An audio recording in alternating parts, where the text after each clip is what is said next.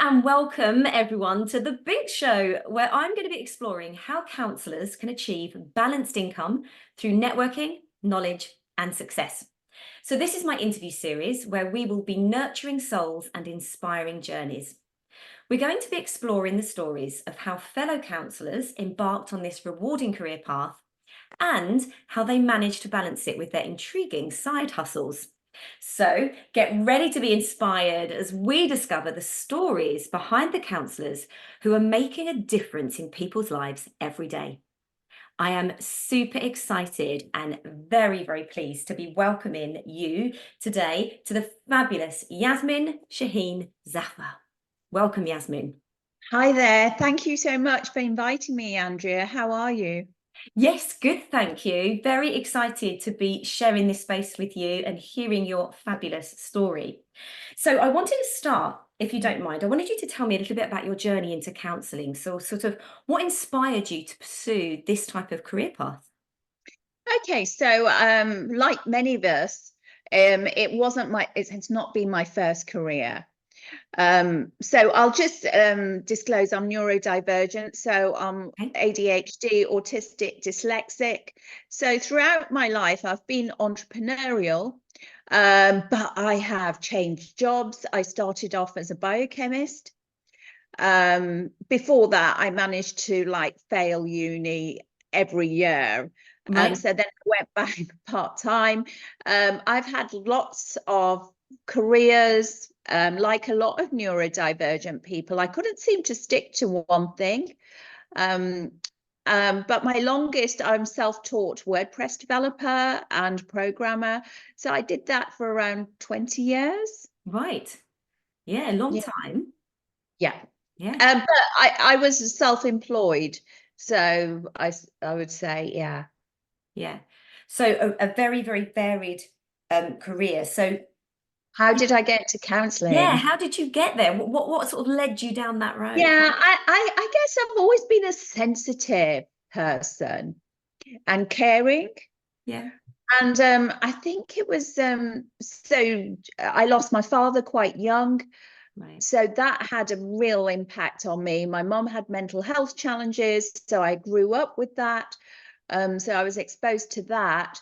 And then it was 18 years ago, I lost my partner as well through suicide. Right. And yeah, I guess from there, really. And I remember it was my best friend at the time. She said to me, she goes, why don't you just become a therapist? You don't have to make them your boyfriend. Right. Because I think I was always like in this rescuing thing. Right. Yes. Yeah. Yes, so it took me a while. I only qualified in 2019, actually, Right. Yes. as a therapist. So I trained also as a neurofeedback practitioner and a safe and sound practitioner. Yes. Um, but yeah, so I really enjoy counselling. But for me, I don't know whether it's okay, so let me start again. I accidentally created my first resource. It's Right. called the empty chair cards. Oh, Um, okay. right. So what happened? I was on training. I was working with 18 students at a university, and I came across the empty chair technique, which I thought was really valuable. Hmm. The room was tiny. There was only two chairs, and it was like saying to an 18-year-old, 19-year-old, like talk to an empty chair. It was like, so I just created some cards with different chairs on and different backgrounds, and I thought it could be a way of exploring the different backgrounds and what chair would you put that person in and explore. I thought it was a gentler way. Yeah. Oh, absolutely. Yeah. And Yeah. presumably your background, your sort of tech side backgrounds really helped with that kind of connection as well, being able to produce those. Yeah, because like graphics, but also I've got the games. So it's not so much a game; it's online as well. So you can move the cards and values, and yeah. So the thing is, being neurodivergent, I'm always making things, and then I Right. forget that oh, I made this, and I've Right. got this tool as well. Yes. Yeah, because actually that's how we first met. I did one of your courses because a lot of my work is with polyvagal theory. And Yeah, actually I did one of your courses, and this is one of your card packs, isn't it? That I just yeah. absolutely love this. I mean, I use it practically every day, every session. It is absolutely invaluable. So I absolutely love these cards that produced.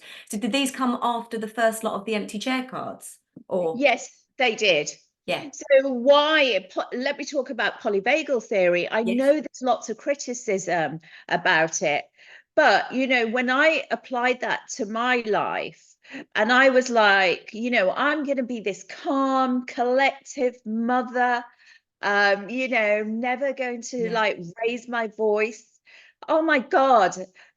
Not just with the upbringing that I'd had, but also like the trauma around losing my partner and being under immense stress. You know, I was not like that. I was eruptive. I was a shouting mom, right, and I didn't want to be like that. And that's when I discovered polyvagal theory. And that's why I'm so passionate about certain aspects of it, because it really transformed my life.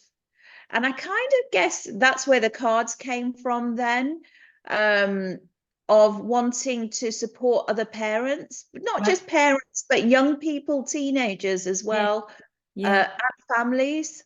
And yeah, also being neurodivergent, I didn't know at the time I was ADHD and autistic, but right, I don't really read books. I do my learning through YouTube, through Audible.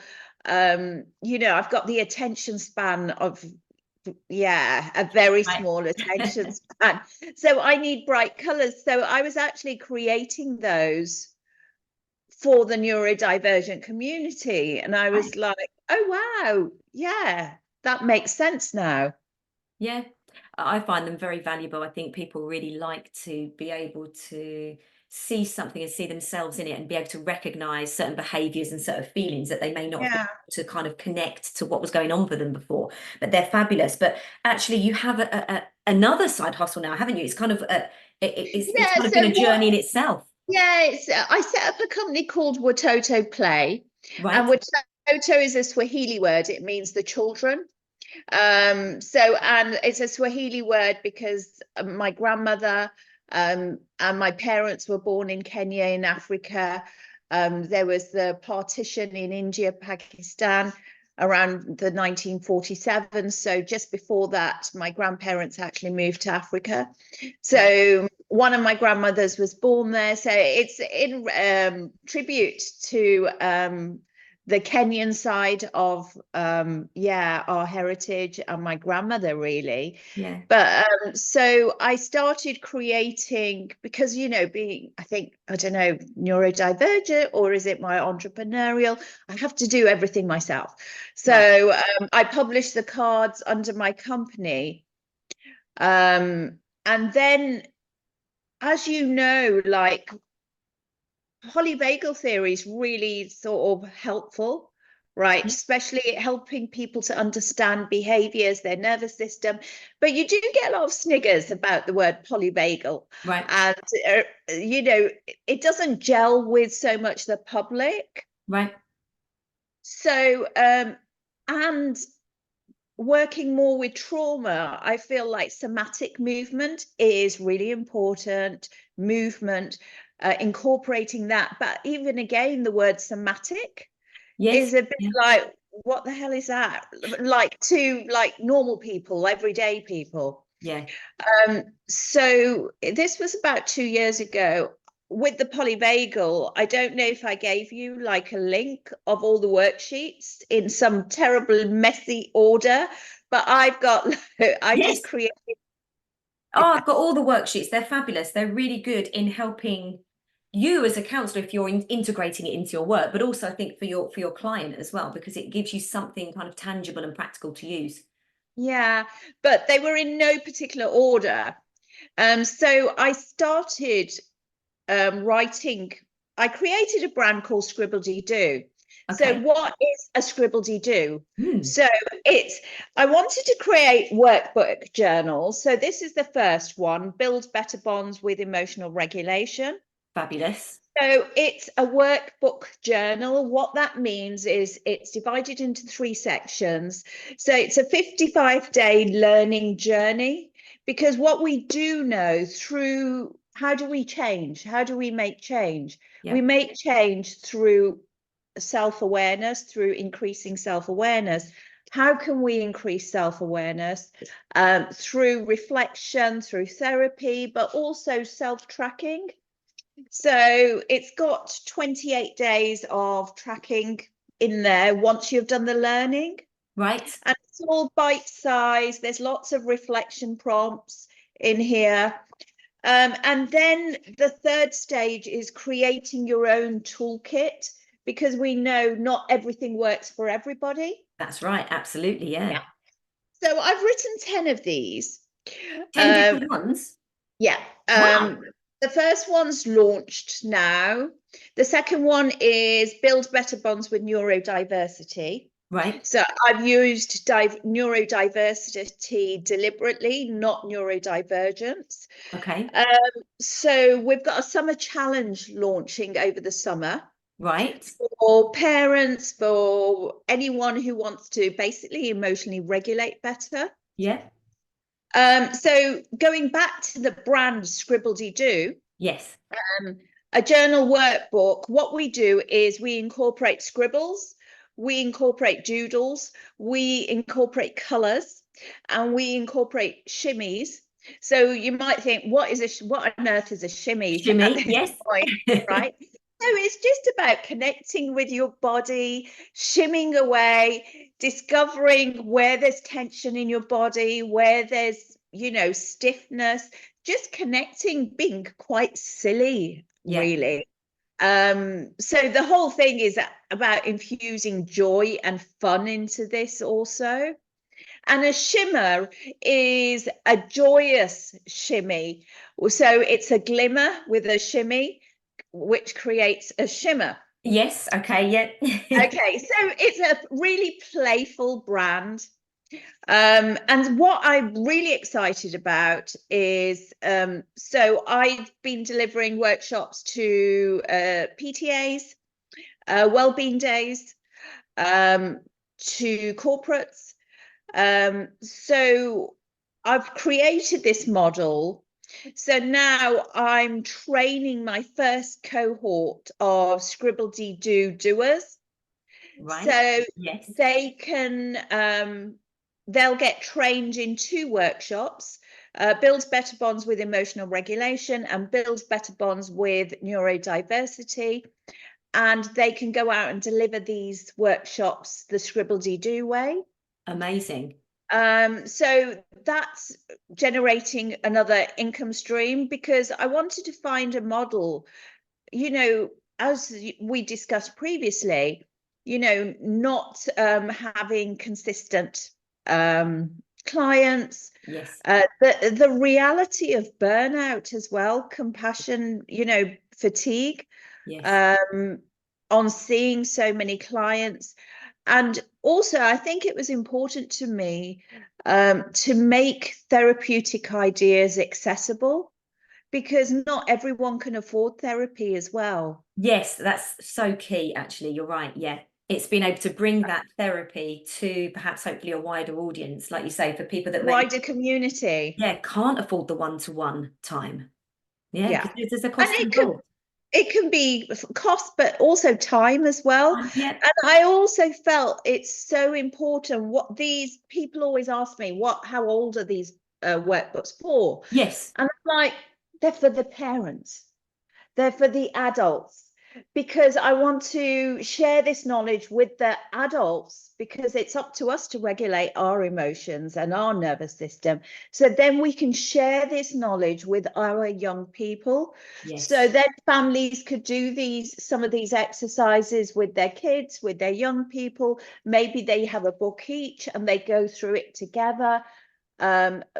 Some therapists are doing it with their clients. Yeah, I Don't, was wondering if a counsellor could actually utilize that within their session, actually. A really lovely yeah, connective yeah. intervention, isn't it? Yeah, so I mean, in the first, I won't bore you with the details, but there's pages.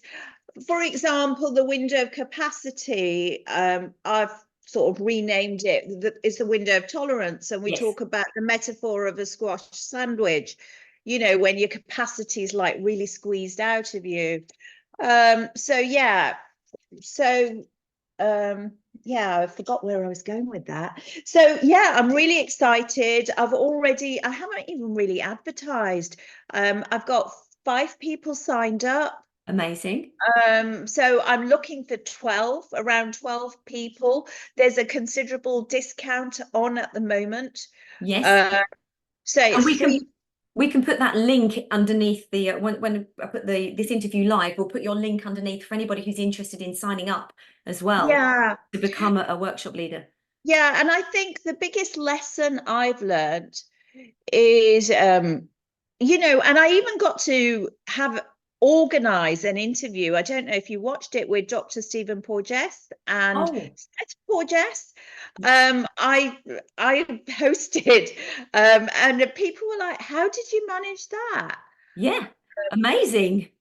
you know I asked. Right. um, but also the cards, the board, this book, they're all with the Polyvagal Institute at the moment to see if they'll be endorsed. Amazing. Um, Good. Yes. I think the hardest thing that I found is marketing. Right. Okay. Yes. Yeah. I would say if you're creating something, don't underestimate, you know, it's not just going to sell sitting on Etsy. Um, Yeah, we need to get it out there, don't we? And actually, that's something we're going to be exploring within these interview series, actually, but also within my Facebook group too, is actually how we can get these ideas out there. Because if you put all the time and effort into creating the workbooks and the cards and everything, it's the next step, isn't it? It's that yeah. getting the word out. And I think also for me personally, I'm a very visual person. If you want it in the hands of the consumer, you need to think about branding. Yes, Um, absolutely. gone are the days where you use clip art, a bit of clip art and stuff. The consumer wants something more. Yes. So I think, if you're thinking about creating something, think about branding to start with and where you want to go with it. Yes, it's having that idea as well, isn't it? Is who is your ideal client? Who are you actually Yeah. producing? Whatever you're producing, who are you producing that for? Whether it's a journal like you've got or a course or the cards, have the person in mind that you want to be offering it to. Yeah, and I But think like with these are workbook journals, but that's just really kind of the lead magnet, because right, I've got a summer course, like a challenge for parents to get that help them get ready for summer. I've got scribbledy doers who will be going out into their own communities delivering different workshops. And the reason I created 10, because I just, yeah, big, hyper focused ADHD. I was like, why would you want to do one? You can right. make 10. But they're all the same formats. So, we've got Build Better Bonds with neurodiversity launching, with anger, with anxiety, Build Better Bonds with anxiety, with body image. So Right. I can't remember the others off the top of my head. But and then any scribbledy doer, um, they've got 10 different types of workshops that they can get trained in to go and deliver as well.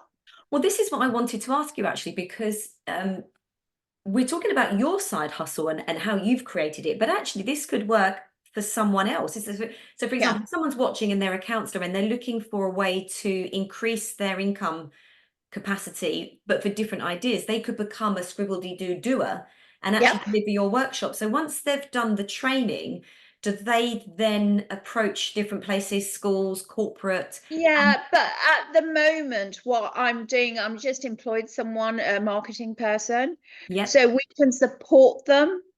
Because also, what are the stumbling blocks as well? Yes. You know, for maybe they don't feel so confident, or it's the marketing really.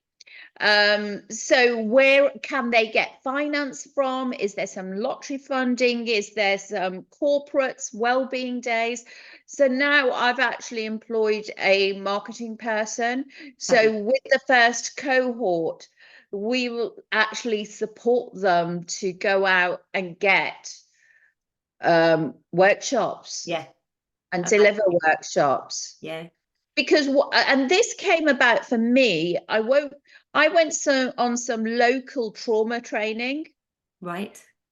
and it was delivered by the city council or something, and it was so disappointing. And the person who was delivering it wasn't a therapist, which, okay, they were a trainer, but it was lots of information collected from charities, Right. you know. And I thought, and then you like investigate, they basically know how to get funding through bids. And so I was like, well, why can't us therapists do things like this? That's right. Yeah. But I feel personally, I wanted to create the brand first. So it is, you know, it's fun, it says what it is, it's approachable, people want to be involved. Yes. And then creating all these scribbledy doers. Yeah. Yeah.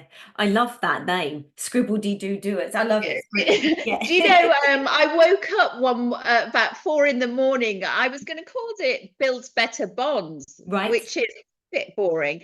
And then I just like woke up about 3:30 in the middle of the night going, scribbledy doo. Right. Yeah, so, and also if someone else is thinking about creating their own brand, like to go and trademark it as well, and Right. to ensure that the website's addresses are available. Yes. Yeah. So what would be one piece of advice for somebody who's watching who is looking to do something as a side hustle? Maybe they're looking to create a journal or a workbook, or they're looking to create a course. What's that one piece of advice you might give somebody? I would say, like, before you invest time and energy, look at the bigger picture. Where do you want to go with it? Right. Yeah. So see Yeah. the end goal and almost work back from there. Yeah. See, where would you like to go? Because it could stop you wasting your time creating something in Canva where then you upload on Etsy and no one buys it. Or, Yes. Yeah. you And know, that, marketing is key. Marketing. yeah, and it's interesting, isn't it? Because as counselors, we spend a lot of time, a lot of energy, a lot of money training to do the job that we do. So we're those professionals and expert, experts in our area. But actually, we don't get that part of it, do we? We don't get the business side, the marketing side, the how to run a private practice side. It kind of doesn't fall under the traditional training, Yeah. let's say, and it's so important.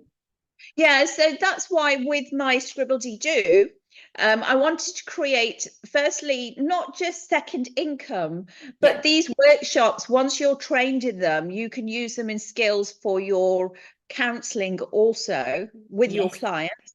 But also, we've got a foundation framework for like running the business, so you're not alone. Um, Ideally, in a couple of years or even next year, I'll be looking at franchising it, Yes. Yeah. um, the brand. So that's where my vision is. Yeah. Um, and I guess for me, it does stem from like just making therapy ideas. If my mom knew how to emotionally regulate, things would have been quite different for me, Right. and for a lot of kids. So Yeah. yeah, so I guess that's where my sort of I can't remember the word, but like Maybe passion. passion. Passion. Yeah, that was what was coming Yeah, to me. passion Passion. comes Yeah. from.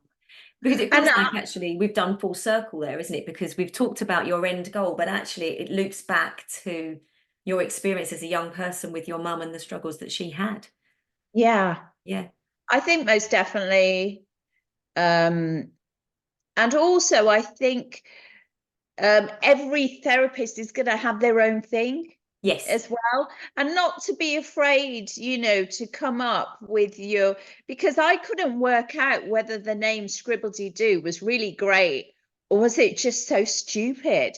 Do you know, I was like, oh, such a dumb name, Yeah. like, but it's funny. Yeah. So just be yourself. I think show up as yourself as well is really important. Yes. Yeah. And one final question, actually, Yasmin. So, where can our viewers find you? So, where do you hang out most? Do you on Instagram, Facebook? Where can people? Yeah, I'm on Facebook. Right. Yes. I'm really bad at posting, inconsistency. Right. Yes, that's totally me. Right. But I'm my personal Facebook page. People can follow me, Right. because I do post on there, and I am try. I've got someone now for, and that's another thing. Also, once you grow, because I was like, oh my, I love creating. I mean, the names just roll off, and you know, I've got a whole list of products I need to create. Right. Um, but I don't like the social media. I'm an introvert. I don't really like, yeah, there's admin. I'm neuro. I have so much trouble with emails. But learn to get the support as well in place, and I've just started doing that now as things have started to grow. Yeah. But getting back to your question, yeah, we can put the links below, can't Yes. we? We I'm on absolutely will. Facebook, Messenger. Anyone welcome to drop me a messenger as well. And yeah, I'm on WhatsApp as well. Fabulous. Yeah. So we will put all those links. I'll put the link to the new course, the Scribbledy Doo. We'll put your Facebook and Insta links so people can actually connect with you, because that's what we need to do. In fact, actually talking about the names, that's where Binks comes from, actually. Balanced income through networking, knowledge and success. So it's all Oh, about I love that. creating these links and these connections. So thank you so much, Yasmin, for taking the Oh, time you're to speak to me welcome. today. It has been absolutely invaluable. It's been really interesting learning about all the different actually side hustles that you've created, but also the fact that your side hustle could also become somebody else's too, for them to increase their income earning capacities. So thank you so much, Yasmin. Oh, you're welcome. Thank you. Thank you. And don't forget, everyone, if you've enjoyed this episode, please do hit that like, hit that subscribe, and share this video with everybody that you think will find some value in it. And we will look forward to seeing you on the next one. Take care. Mm.